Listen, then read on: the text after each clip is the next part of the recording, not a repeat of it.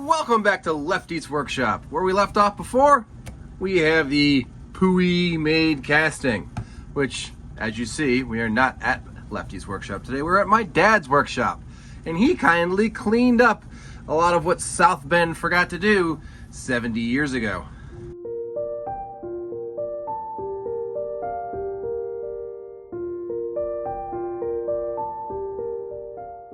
So now that it's all cleaned up, we're gonna put some tape on it and get it primed. So just like I showed you before, you take a hammer that is softer than the metal you're vaping, and you just hit it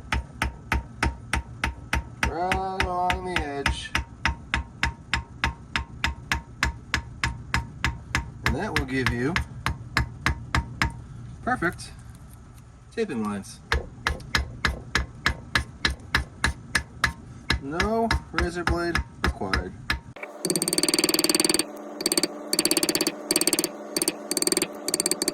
Next up, we want to fill all the little holes we have. Paper towels. Jam them in there as hard as you can get it.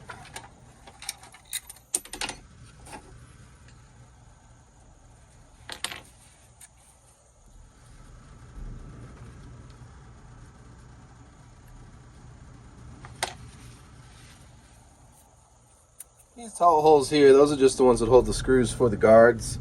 We can clean the paint out of those with a tap at a later point. One thing you definitely don't want to forget to do is plug your oil holes, because getting paint out of there would be a pain, and also any residual oil in there always has a habit of flowing itself out when you've painted it already and then ruining your paint job, which is annoying. Alright, here everything is all primed up, and we're just gonna, just like we did on the bed, we're just gonna put this stuff to get rid of all the little imperfections. So I don't know how true this is, but I remember hearing somewhere that South Bend didn't put as much effort into the finishes of lathes that they sold to schools. I don't know if this was sold to a school or not, but maybe it was. I don't know. Other than the casting being less than stellar, the rest of the lathe is in excellent shape, so I mean, that's just speculation. Who really knows? Alright, here it is, all glazed up, looking like a poorly made cake. I'm gonna let that dry, wet sand it, prime it again, probably do it again, and then see where we can get a nice smooth finish. As you can see, the red filler has filled in a lot of low spots. Here we are on the fourth coat of primer and spot filler. Sanding it down with really old ultra-fine 600 grit sandpaper that was bought at Kmart. Haven't seen one of those in a long time. So here's everything all painted and ready to get put back together. So that's what we're going to do tonight. A couple of other interesting things to talk about. My father and I, we made this a while ago. It's a collet rack for a 9-inch lathe. This goes on the bottom of it.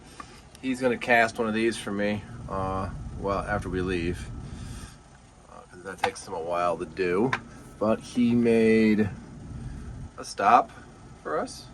Here, look at that, and the bottom of it. I mean, this is really good casting, and this is straight out of the mold what this looks like.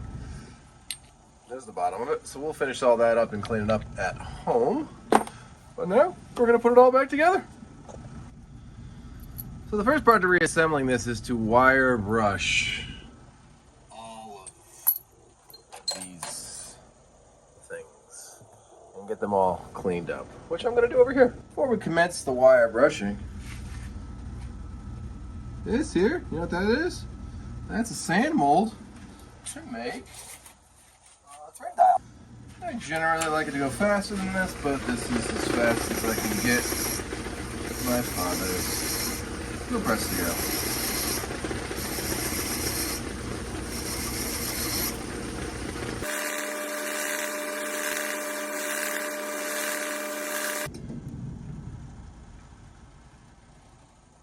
All right, so we got everything all cleaned up to get ready to go back together. In here, we have the modern day equivalent of Headstock oil, the Lossite oil number 10. This is getting hard to get.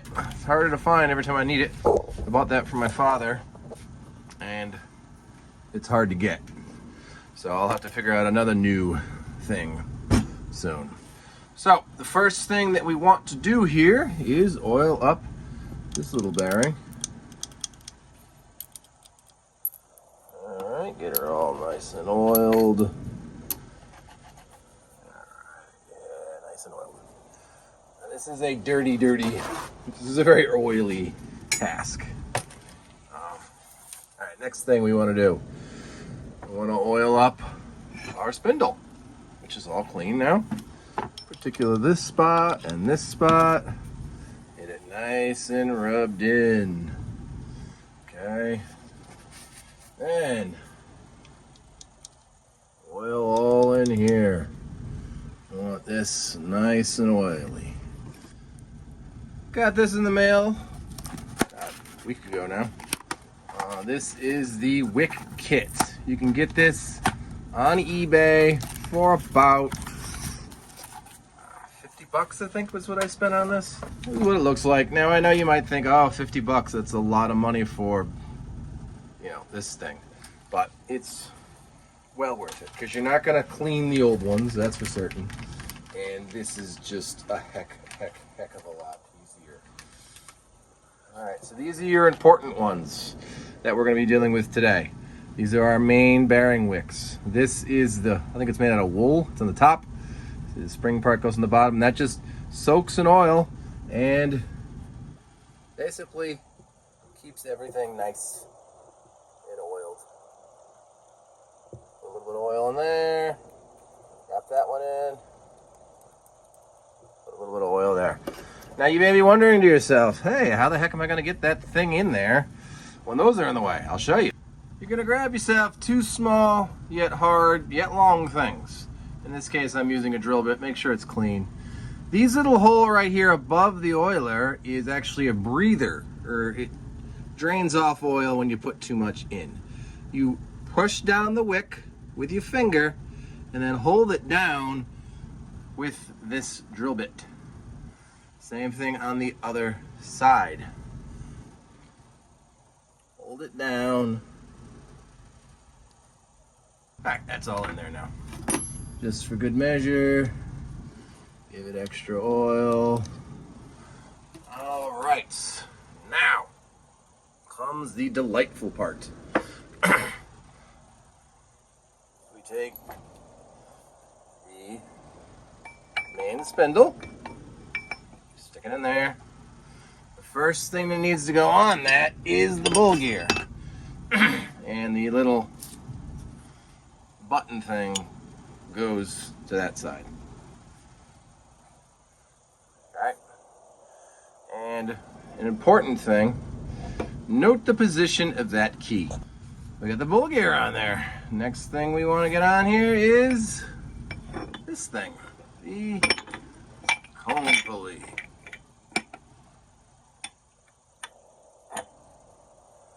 Okay, so you just jiggle it all together, and you know it gets more difficult as more things come on. You stick this in here. It's hard to do this while filming. There we go. Okay, that's on there.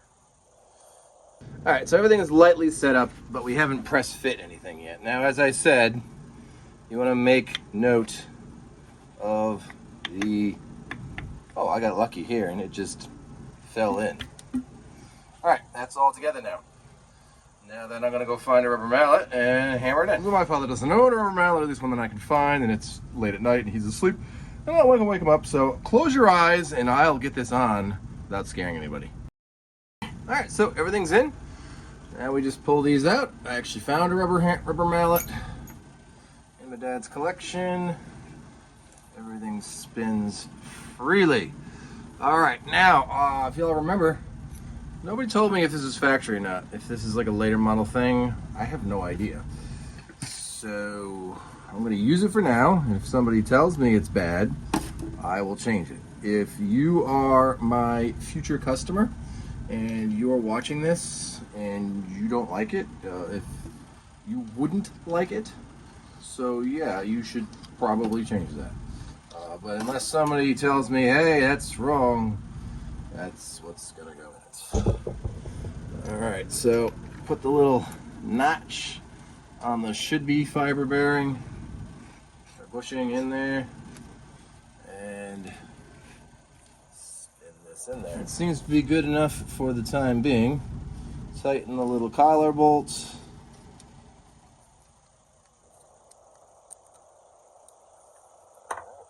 Wipe off any residual oil. I don't know why I'm wiping it off, because it's a lathe and it will be oily as all heck soon enough. Next up is the main bearing bolts, which need a bit of a filing because they were a bit kind of messed up from somebody messing with them. They just go in there. I'm gonna re-blacken those. I don't think these are just normal store-boughtable bearings. Now, in terms of tightening with this, the whole point of the shim, which is there, is to like set the bearing difference. Now, I measured all of this before I took it apart, the lathe apart, and everything mic'd out nice and happy like. So if I just tighten these down to a couple ooga-doogas, that should be good. See, it still spins. Now next up is the oilers. All right, these are genuine Gitz oilers. You can see it, they're made by Gitz. They sell fake Chinese ones on the internet, but I don't like those. I am going to polish these, but my father, crazily enough, the guy who taught me how to polish, doesn't have a polishing wheel currently. So these just screw into here. Now I might need to get a pipe thread, because these are pipe thread. Oh, it went in. But these, yeah, these will be polished up nice and shiny and pretty. Alright, and you take your 3/8, 11/32 is the proper size. And there it is. And on this side here, you do the same thing. And then it's starting to look like a headstock. Now we're going to put our headstock oil in here. And you only need to fill these up to the top. You don't need to overfill it. Otherwise it will just seep out. And you should fill these, just keep these full when you use the lathe. And you can see, right now they're going to be absorbing a lot because, well, they're dry. All right, get everything all worked in there. All right, next thing we want to oil. The little hole here that says oil. Take that out, pull it through there, and then just spin everything around. Fill it back up.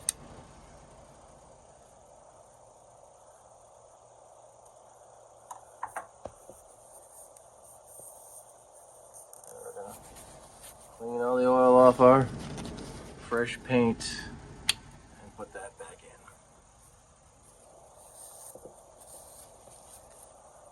in. These are designed to leak, so they're gonna. Next up is the back gear. So we've coated this in oil. It goes in there like so. Next up is, you gotta look here and see, we know that's our wider end. So the back gear shaft goes there. Then take our actual back gear.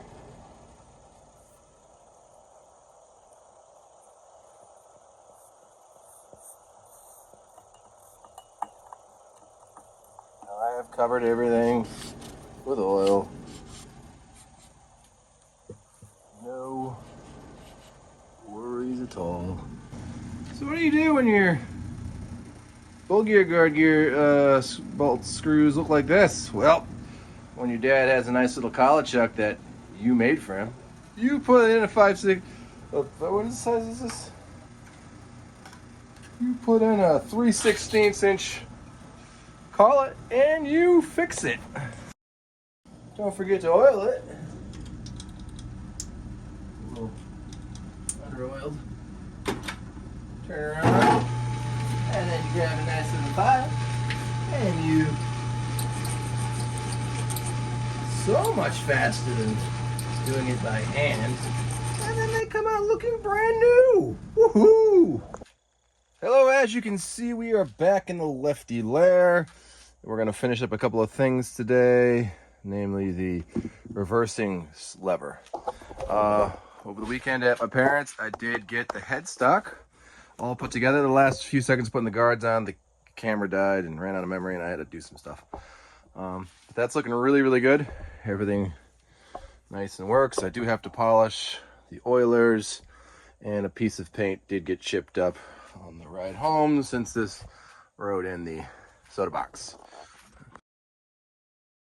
So what we're doing now is cleaning these things. These are the I guess spindle shaft that the reversing tumbler gears ride in, and they are like the wicks are impacted. You can see here, this took me about 10-15 minutes to get out. It is just filled with yuckiness and not pleasant, and it's supposed to look like that round thing there, and it doesn't. So to get this out, I just kind of take these pick things here, and you just jam it in there and try to get it out as best you can.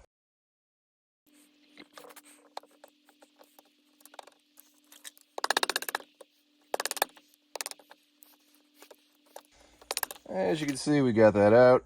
This isn't doing anything at all. The oil is not getting through that. That's just basically plastic or poop at this point in time, and you can see through it now. So I'm going to clean that up some more, and then we'll start putting it back together. All right, here we go. Everything is cleaned up and ready for oil. The 22 stud gear. So this is used for every single thread cutting except for one.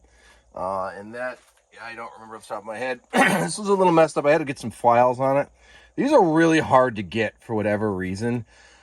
There's a person that makes them out of 3D printing, but they suck. Don't buy those. They skip over the little tooth thing there, and they don't work. So don't buy those. So these are really hard to find.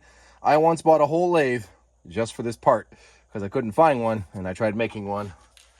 There's actually a piece of the one that I tried to make right here, and it blew up on my lathe. So if you don't, be very careful with these. These are hard to get. As I said, these gears are exactly the same. Something made me think that they were different, but they're not. They're exactly the same, so it doesn't really matter. I'd like to have the nice machined edges out. So first step is to get the wicks in here. So the round wick, the larger round wick, goes in these holes. You just take a pick and basically shove it in. Now once the wick is in there, don't give it a lot of oil because you don't want to waste it. Put it in from all sides, then take your gear and put it in there. And it has a little bit of resistance. The wick will wear a little bit. Now that little hole is on a diagonal. It needs to point up. This is up. Take this, push it back a little bit so the gear is meshed, and then